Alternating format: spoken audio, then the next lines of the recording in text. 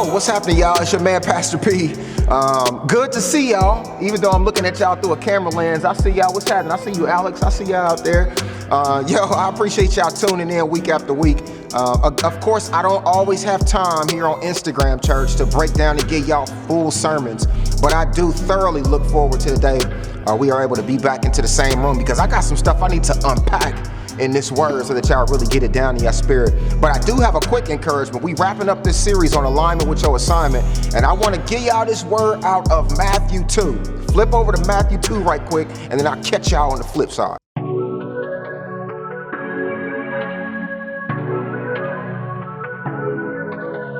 What's up, guys? My name is Alex. What's up, guys? My name is Isaac. Hey guys, I'm also Alex.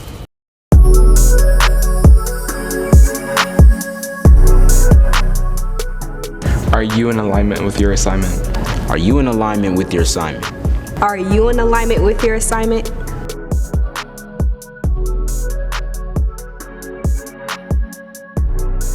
Are you guys in alignment with your assignment? It's a good question. Well, I'll start off.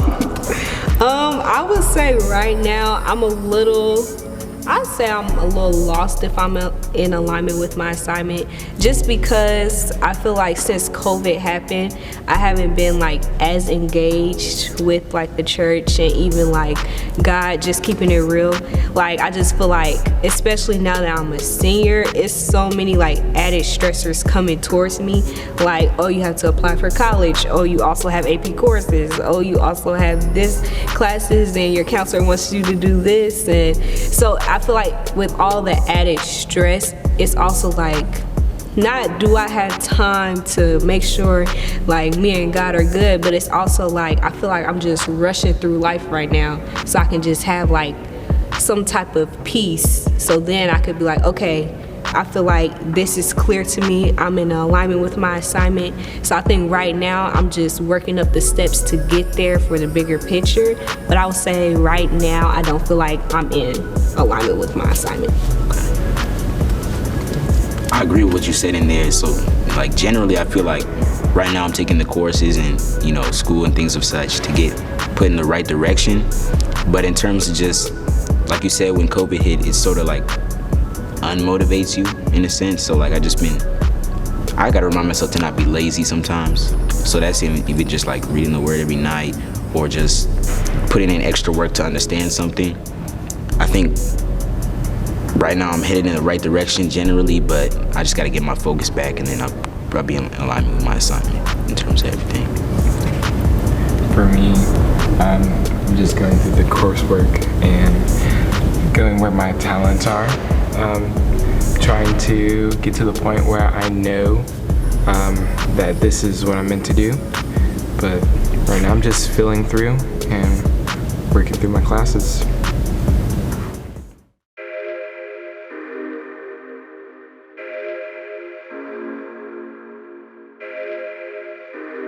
Percentages are based on actual percentages and not society's depiction of a young black prince. Please keep in mind a young black boy is hungry for knowledge, strength, and love. You got a whole sermon and a half on your shirt, bro. Yeah. What's your thought on it? I mean, I feel like it's true. And You feel like you only got 73% rhythm? Yeah, like where you at on that scale? It's hard. It's hard dancing. I'm trying to dance, comparing my dances to everyone else. Everyone else would be like doing all this, and I would just be like, It'd be the aunties motivating you at the weddings. Okay. My girl, no. Isaac, as a young black boy, do you feel targeted 24/7?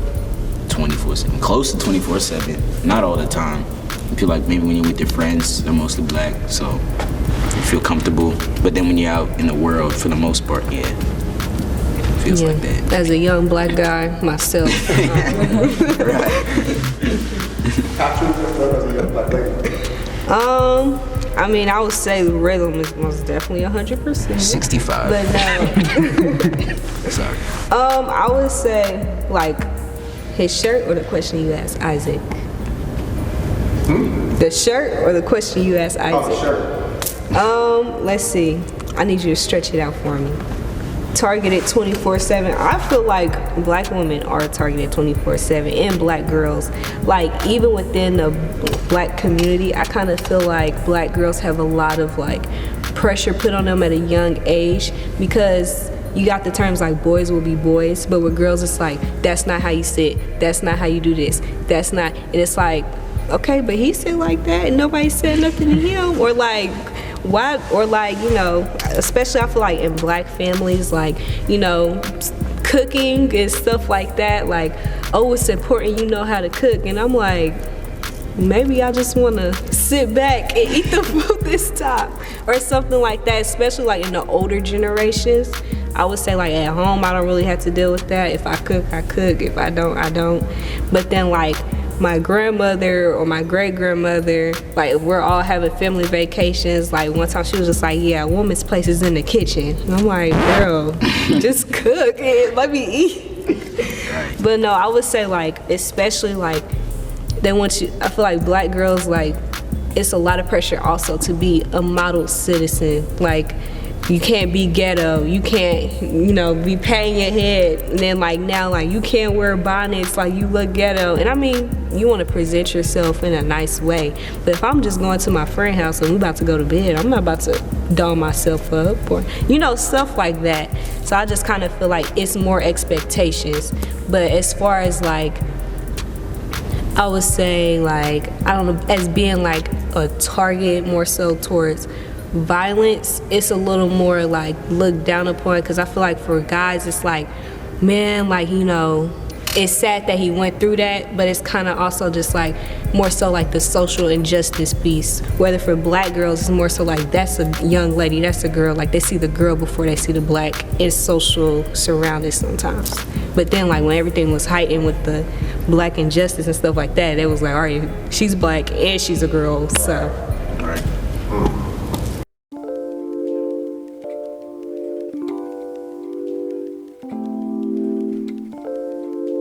So I'm gonna start reading here at Matthew 2, verse 19.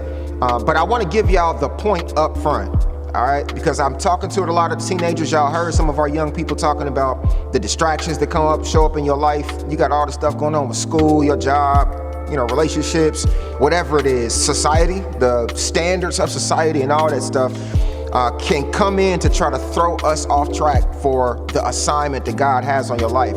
But the whole point that I need y'all to see today is when God invests something in his chosen, he will protect it. You should see the means that God is willing to go to make sure that those who he invested a purpose in get to their destination. All right. You might be at a place where you're like, I don't fully know what my assignment is. Well, you're going to see here, Jesus, when he was first born, when he was 2 years old or under, he didn't know what his assignment was quite yet. But God went to some great extents to protect him, to keep him, to make sure that he fulfilled the assignment on his life. So I want to focus today on y'all's assignment, your assignment, what the assignment is, but more so the extent that God is willing to go to protect you and to keep you so that you make it to where he is calling you to. I don't have time to unpack all of this, but Matthew 2, verse 19 starts to read like this. But when Herod died, behold, an angel of the Lord appeared in a dream to Joseph in Egypt, saying, rise and take the child and his mother and go to the land of Israel, for those who sought the child's life are dead. And he rose and took the child and his mother and went to the land of Israel. Now the land of Israel right now. But when he heard that Archelaus was reigning over Judea in place of his father Herod, he was afraid to go there. He was afraid to go to Judea.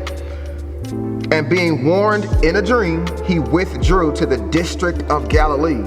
And he went and lived in a city called Nazareth, so that what was spoken by the prophets might be fulfilled, and he would be called a Nazarene. All right. The quick points in that is Jesus is a little kid. Earlier up here in the chapter, God, the Lord, spoke to Joseph and said, yo, they trying to take Jesus' life. Herod and his goons, they just sent a decree to kill all of the kids under 2 years old. Why? Because they had some wise men. Y'all remember the story? Some wise men that had came from the east following a star, but mind you, This is why I be wanting to unpack and break this stuff down. There's so much in it. These wise men, that Hebrew, the word in the original text is a word they call magos or magos, some people pronounce it. But it's the same word where we see in other translations, it'll call them, instead of wise men, it'll call them magi, M-A-G-I. It's really where we get our word magic or magician. Back in Daniel time, in the days where Daniel was in the palace, and King Nebuchadnezzar had a dream. Remember, he needed somebody to figure out what his dream meant, this vision. Before he got to God's servant, Daniel, he started asking for all of the astrologers, all of the sorcerers, all of the wise men, the magi. It's the same concept. So these people were following astrological signs, right, that led them to where the birth of this king. Y'all, even the people who ain't in the kingdom, those who are not called of God, like we might say, those who are not of the covenant, those who are not Christian, right? Even they recognized when God was up to something. Hey, it's a king about to be born. That those stars, their astrological signs, whatever it was, led them to the place where Jesus had been born. But before they got there, remember, they had asked King Herod, hey, where do we go to find this king of the Jews? What you talking about, this king of the Jews? I'm the king, man. What you mean, king of the Jews? Nah, we followed our star. We saw his star in the east. And it led us and said that the true king has been born. And we came to bring him gifts. We came to bring him myrrh. We came to bring him gold. So King Herod is like, remember, he tried to trick him up. Well, when you find out where he gonna be at, let us know so we can come and worship him too. When really, I remember his point was to kill him. He wanted to kill him before, so that he couldn't fulfill his assignment. The enemy is trying to work through the anointed call to God to try to, well, let me say it this way. The enemy is trying to work through powers, principalities, authority figures to kill the child who had the promise, the child who had an assignment for God, to try to take him out so that he could not follow his assignment and bring it to fulfillment. So Herod put out a decree, remember, that said, kill all of them.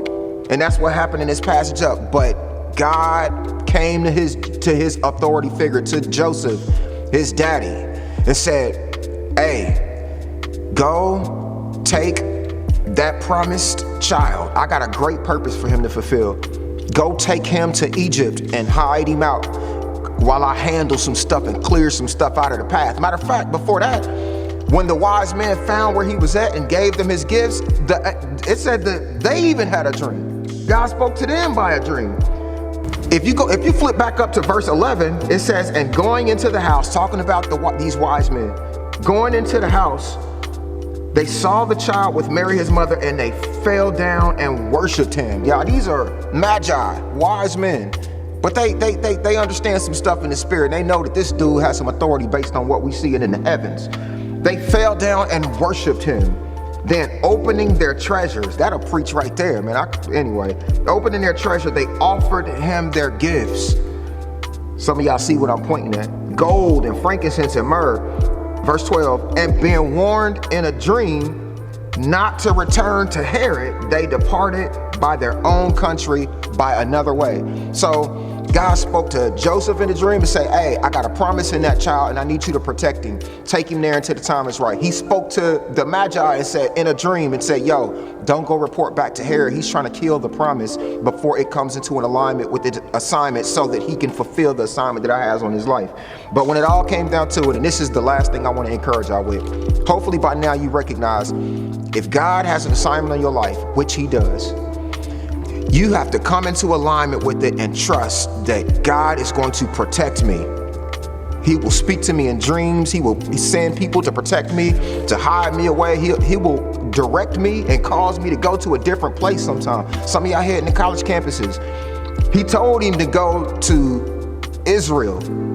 But if you read the text, he didn't really tell him exactly where in Israel to go. So he naturally was going to go back to where he came from to get.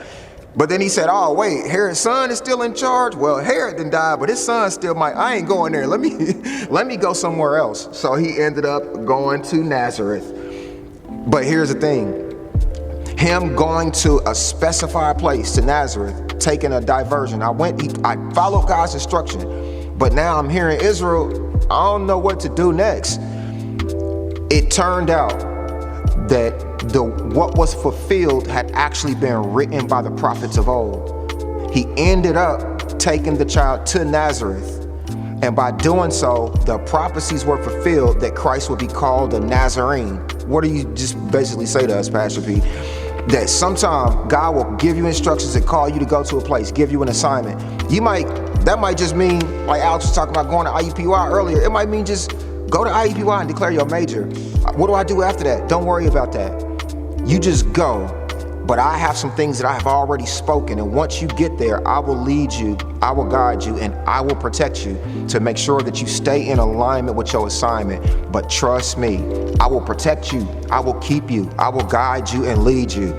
You just go where I told you to go and have an attentive ear and a willingness, a heart to stay into alignment with your assignment. Let God take care of the rest. Let me pray for y'all. Father, I thank you for the purpose on these young people's lives. We thank you because you are so incredible. You will go out of your way, if there even is such a thing. You'll go out of your way to protect the promise you have placed in us. You gave your son, Jesus Christ. You sent him down into the earth, Father, and you protected his way based on him being planted into the earth for an assignment. We believe we are made of earth, your word tells us, and you sent your spirit into us. So we can trust and believe, God, that if we have your spirit, you have given us an assignment to fulfill, and we trust you to keep us into alignment with it. If we out of alignment, we trust you and ask you to bring us back into alignment. Protect us along our path so that we can fulfill it. We want to fulfill the assignment that you have on our lives. Bless us, Father. Keep these young people. In Jesus' name, amen.